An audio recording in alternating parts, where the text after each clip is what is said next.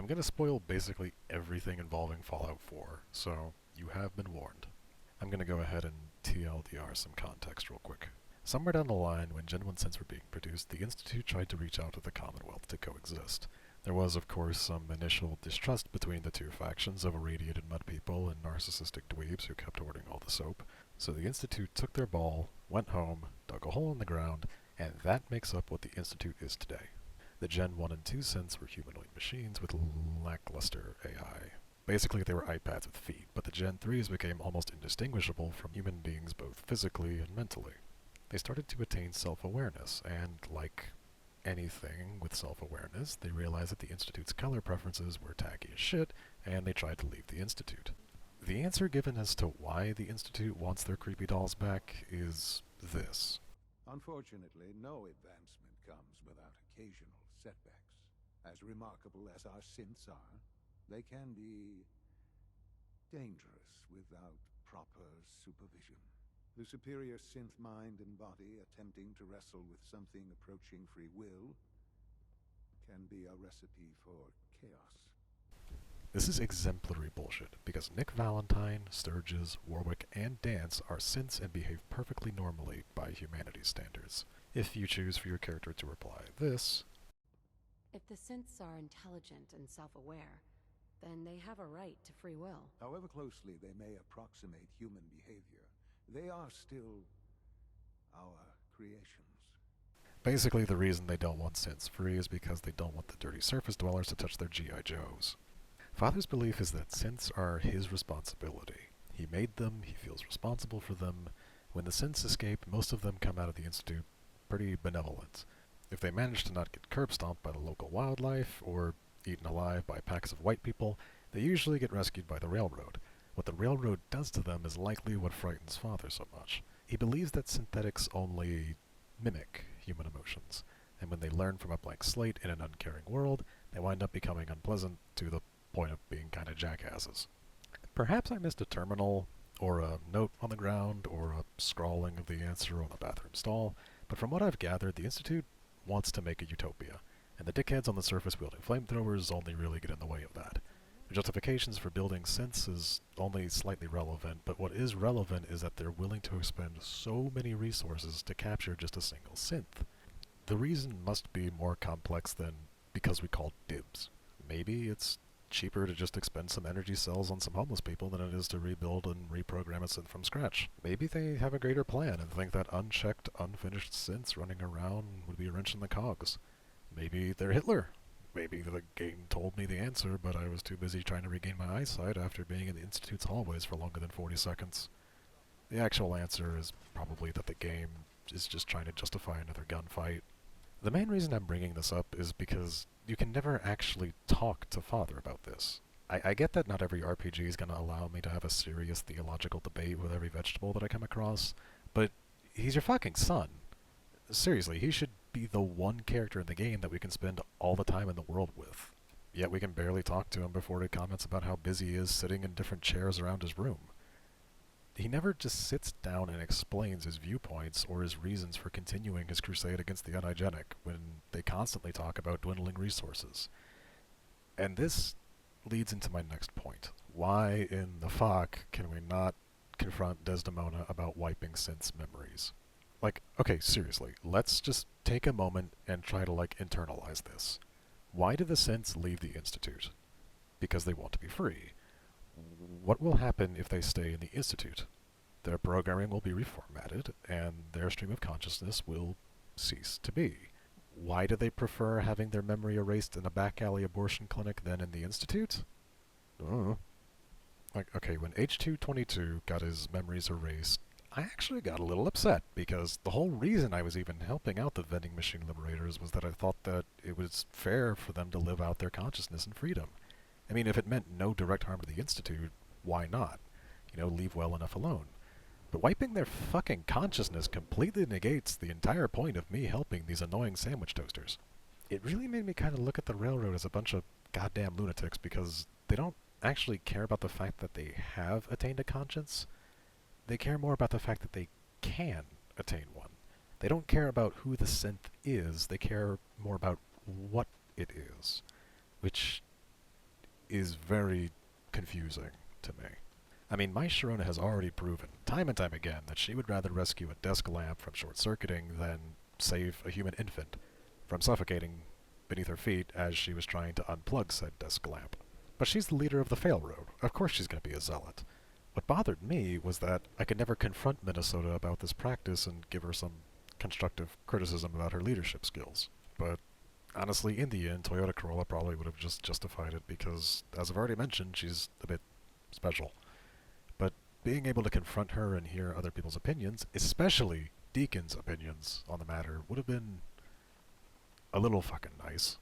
Finally, my other insanely big issue is one that I've actually seen a lot of people complain about. Why does the Institute kidnap people? When you retrieve the serum for Virgil in the Institute, you'll come across an abandoned bioscience laboratory. Reading the terminals, listening to the holotapes, will tell you this. The Institute kidnaps innocent people of varying ages, health, and mental statuses to test something called the FEV strain. The details of what this accomplishes are kind of irrelevant, but what makes this perhaps the biggest point of contention for Fallout 4's lack of dialogue options is that when you're reading the personnel logs, you'll read that Virgil had sent multiple complaints to your son, saying that nothing they've done in the past 10 years of experimenting has come to fruition. The experiments resulted in the pointless deaths that progressed none of their research. Your son, Sean, ordered these experiments to continue and allowed numerous people to suffer an agonizing death with no scientific gain whatsoever. You are never able to confront Sean about this. Your character reads and learns about all of this, and none of it is brought up. You can never get an answer from Sean, his side of the story, the vaguest reason of why he would allow this. Nothing. The Institute has always been in the mindset that their utopia is more important than anything. Life, including their own, is forfeit to their cause. This isn't a wholly evil thing to do. They're willing to sacrifice everything if it means the betterment of the rest of mankind. At least what they view as an improvement. Killing innocent people for no gain whatsoever, and continuing to do it, is what the Institute actually is. It's not just that they're willing to sacrifice innocent lives for the betterment of humanity. They're willing to brutally break the helpless for even the most microscopic bit of progress. To them, there is no such thing as a Pyrrhic victory. This room caused so many questions and conflicts to erupt, and when I found out that you couldn't even discuss this with your son, I just became completely disconnected from the story. Like, I love to roleplay, and in Fallout 4, I decided to roleplay as a woman named Sarah. After this discovery, I was just completely taken out, entirely, because she would speak to her son and not acknowledge anything that she had seen in that room. I just don't get why they would put this room in here that changes so many things about how the Institute is viewed, and just leave it be. I mean, no one else in the Bioscience Division even wants to go in the room where creepy Dr. Zimmer injected women with megapolio. So the Institute basically just put a bunch of cardboard boxes and spackle over the doorways leading to the laboratory and just forgot about it. The morality behind sacrificing innocence for the greater good was something that I've always found intriguing, but the Institute takes it to an uncomfortable extreme, which I would like, but I don't personally feel like the game does anything with it. Like, if I'm missing something, or if you disagree, please do comment. I have like 15 people who watch and give a shit about these videos, so believe me, I will see and read your comment. I would really like to actually get other people's opinion on this. So, about the endings.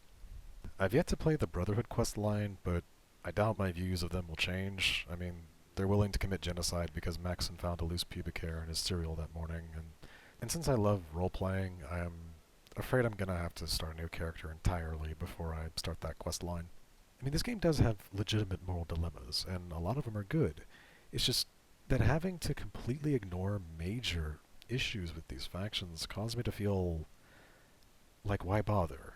Like, what else am I going to discover and then just have to ignore because my character is not going to react to it? It just kind of, like, creates a divide between you and your character. Because I know shit that she doesn't apparently, even though I discovered it while operating her. It's very annoying.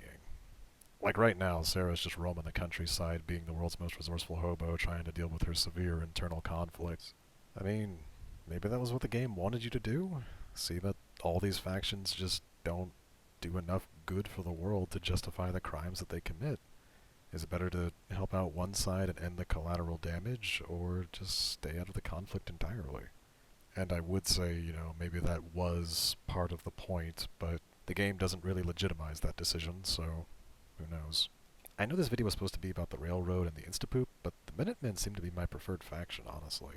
I actually respect their story a lot because they're not trying to save the damn world, they're just trying to build up their community, and their story is kept pretty small and relatable. They're the only faction in the game that aren't zealots, xenophobes, or just dorks. But my second choice would still be the dweebs because it's the only ending in the game that actually has any form of closure, in my opinion. Basically, Sean dies of plot cancer and you become the director of the Institute. Even if your qualifications for leading the Institute are questionable at best and fucking retarded at worst, my hopes are that maybe since you're leading them, maybe you can make them stop their practices of eating children and kidnapping people to inject ultrasyphilis into.